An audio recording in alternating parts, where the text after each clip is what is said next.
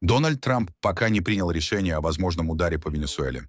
Сообщают американские СМИ со ссылкой на свои источники в Белом доме. Президент 3 дня подряд рассматривает разные сценарии.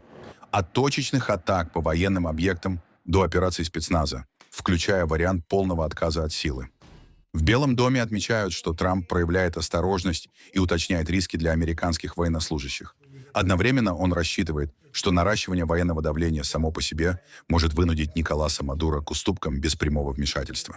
Господин президент, у меня есть вопрос о Венесуэле, но могу ли я сначала попросить о помощи в постоянных новостях президента? Ваш голос звучит немного грубо. Как вы чувствуете себя? Я отлично себя чувствую. Я кричал на людей, потому что они вели себя глупо по поводу одной вещи, связанной с торговлей и одной страной. И я разобрался с этим. Но я вышел из себя из-за этих людей. Вы намекали, что приняли решение о том, что хотите делать дальше по Венесуэле. Я понимаю, вы не хотите раскрывать карты. Можно ли сейчас что-то исключить? Вы исключаете отправку американских войск на землю? Нет, я этого не исключаю. Я ничего не исключаю. Нам просто нужно разобраться с Венесуэлой. Они сбросили в нашу страну сотни тысяч людей из тюрем. Никто не знает этого лучше, чем вот эта молодая леди. Она проделала невероятную работу вместе с Томом Хоулманом и всеми вашими людьми. Это впечатляет. Вы знаете, сейчас у нас очень жесткая граница. Никто не проходит. Но еще год назад миллионы людей хлынули через нашу границу, и многие из них прибыли из Венесуэлы, включая банду Тренде, Арагуа. И как я понимаю, Кристи, это настолько плохая банда, насколько вообще бывает в мире. Худшая, абсолютно. Это точное определение. Абсолютно, сэр. Они худшие. Я имею в виду, они хуже, чем МС-13. Они убийцы. Они устраивают резню. И у нас их было много. И многие из них, большинство из них, скоро большинство из них будет выдворено. Но они прислали их так, будто мы — свалка. Так что я не в восторге от людей, которые управляют Венесуэлой. Я люблю Венесуэлу. Я люблю народ Венесуэлы. Но то, что они сделали с этой страной, и я действительно говорю это, то, что Байден и демократы сделали с этой страной, никогда не будет забыто. Вы намекали, что Мадуро хочет поговорить. Вы готовы поговорить с ним напрямую? Вы бы дали обещание сделать это до того, как прикажете нанести удары. Да, я, наверное, поговорил бы с ним. Да, я бы говорил со всеми. Я хочу лишь уточнить по поводу Венесуэлы. В этих потенциальных переговорах с Мадуро есть ли хоть что-то, что он мог бы сказать или сделать, чтобы вы почувствовали, что он может остаться у власти с вашей поддержкой? Есть ли хоть что-то, что он мог бы сказать, и вы бы ответили: «Хорошо, ты можешь остаться, мы поддержим». Трудно так сказать. Понимаете, вопрос немного хитрый. Не думаю, что это было задумано как хитрость. Просто он нанес огромный ущерб нашей стране, прежде всего из-за наркотиков, хотя у нас эта проблема и с другими странами тоже. Но больше, чем любая другая страна, выпуск заключенных в нашу страну стал катастрофой. Он опустошил свои тюрьмы. Другие тоже так делали, он был недоброжелателен к Соединенным Штатам. Так что посмотрим, что будет. В какой-то момент я поговорю с ним. Господин президент, секунду, можно уточнение. Вы упомянули свой голос и сказали, что кричали из-за торговли. Какая именно страна вывела вас из себя? Индия? Нет. Одна страна попыталась заново пересмотреть условия своей торговой сделки, и мне это не понравилось. Но какая это была страна? Люди хотят знать? Почему я должен вам это говорить? Почему? Не могу в это поверить. Во вторник, 18 ноября, в Белом доме Дональд Трамп встретится с наследным принцем Саудовской Аравии Мохаммедом бин Салманом. Визит включает церемонию приветствия, переговоры в овальном кабинете и вечерний ужин с политическими и бизнес-лидерами главной темы. Оборонное сотрудничество, ядерные проекты, технологии и торговля. В центре обсуждения окажутся и новые закупки американских истребителей, которые Вашингтон готов продать Эр-Рияду в рамках расширенного пакета безопасности. Саудовская Аравия. Завтра вы принимаете Саудовскую Аравию. Да. Вы планируете продать F-35 Саудовской Аравии? Да. И еще, вы рассматриваете возможность заключить аналогичное соглашение по безопасности. Да, я планирую это сделать, да. Вы собираетесь продавать F-35? Они хотят купить. Они были отличным союзником. Им мы должны очень нравиться. Посмотрите на ситуацию с Ираном, на то, что мы сделали, полностью уничтожив их, мы уничтожили их ядерный потенциал. Да, я скажу, что мы будем это делать. Мы будем продавать F-35 там. Дональд Трамп также заявил, что подпишет законопроект о файлах Эпштейна, если он пройдет через Палату представителей и Сенат. Господин президент, хочу уточнить кое-что, что вы опубликовали вчера в Truth Social. Вы призвали республиканцев в Палате представителей проголосовать за законопроект о раскрытии материалов по Эпштейну, который они вынесут на голосование завтра. Хочу быть абсолютно уверенным в вашей позиции. Вы хотите, чтобы он прошел Сенат? Вы подпишете этот закон, если он окажется у вас на столе? Я хочу. Вот чего я хочу? Мы не имеем никакого отношения к Эпштейну. Демократы — да. Все его друзья были демократами. Посмотрите на этого Рида Хоффмана, посмотрите на Ларри Саммерса, Билла Клинтона. Они постоянно летали на его остров. И многие другие. И все они — демократы. Все, чего я хочу, чтобы люди признали огромную работу, которую я сделал по ценам, по доступности, потому что мы сильно снизили цены. И они будут падать еще сильнее. По энергетике, по прекращению 8 войн. И еще одной, которая, как я считаю, скоро закончится, мы сделали отличную работу. И мне неприятно, когда это отвлекает внимание от той отличной работы, которую мы сделали. Так что я полностью поддерживаю это.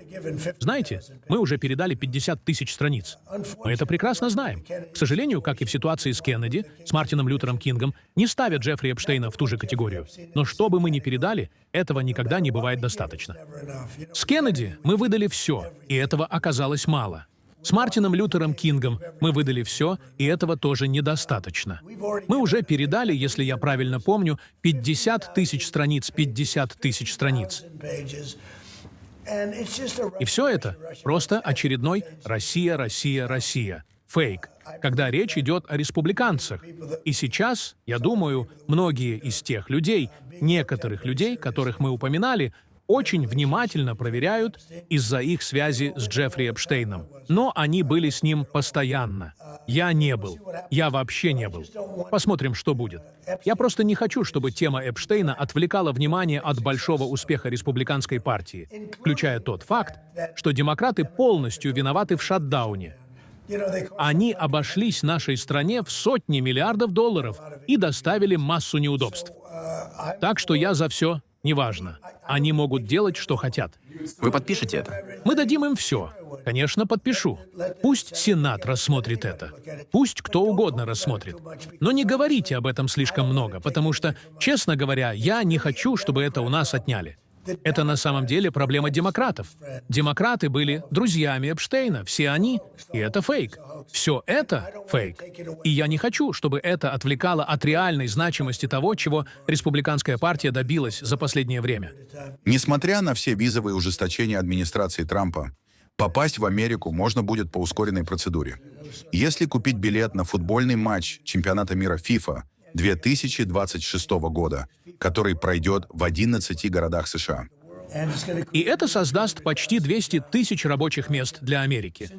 С момента создания целевой группы FIFA Белого дома в начале этого года команда секретаря Рубио в Государственном департаменте неустанно работала с Министерством внутренней безопасности, чтобы обеспечить надлежащую проверку футбольных болельщиков со всего мира и возможность легко приехать в Соединенные Штаты следующим летом.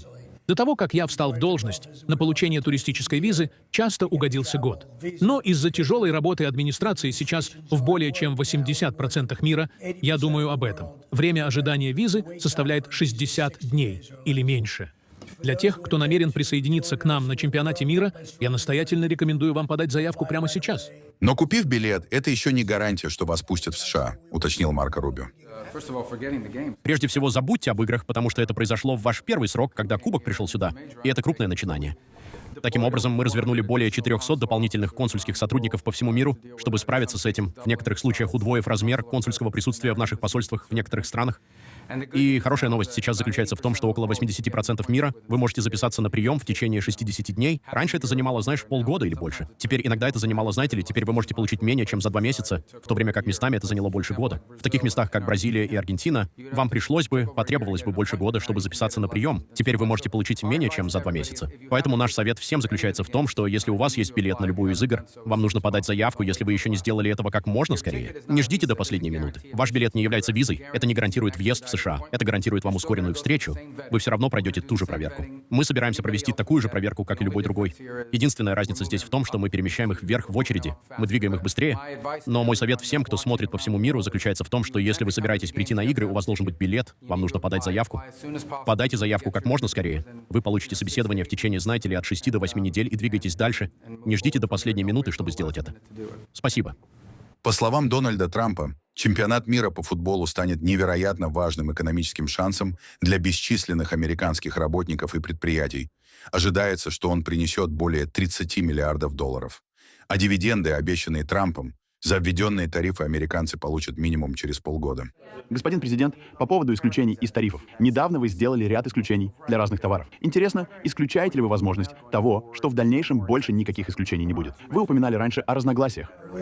Мы собрали сотни миллионов долларов в виде тарифных поступлений. Мы будем выплачивать дивиденды позже, где-то вероятно, в середине следующего года, может, немного позже, $1000 людям со средним и умеренным доходом. Мы будем погашать долг. У нас есть много денег благодаря тарифам.